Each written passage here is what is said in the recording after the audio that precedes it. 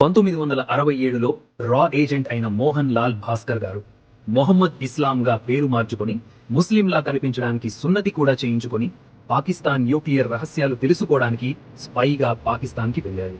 ఒక సంవత్సరం తరువాత 1968లో మన దేశానికే చెందిన వెన్నుపోటుదారు డబుల్ ఏజెంట్ వల్ల ఆయన దొరికిపోయారు. అతన్ని అరెస్ట్ చేసి మియాన్ వాలీ జైలులో 7 ఏళ్ల పాటు చిత్రవధ చేస్తూ నరకాన్ని చూపించారు. కానీ ఆయన నుండి ఒక్క విషయం కూడా తెలుసుకోలేకపోయారు. ఇదంతా చూస్తున్న తన పక్కనున్న గూఢచారులు పిచ్చోళ్లయ్యారు. 1971 యుద్ధంలో మన బాంబర్ విమానాలు పాకిస్తాన్ ఎయిర్ బేసెస్ ని తగలబెడుతుంటే ఆ జైలు నుండి చూస్తూ గర్వంగా నవ్వుకున్న నిప్పు కణిక ఆయన.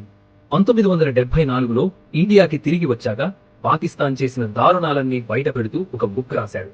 మన దేశం కోసం సైలెంట్ గా గుర్తింపు లేకుండా పోరాడిన నిజమైన వీరులకి నిజమైన సెల్యూట్. కంటెంట్ నచ్చితే లైక్ చేసి ఎఫెక్ట్స్ తెలుగుని సబ్స్క్రైబ్ చేయండి.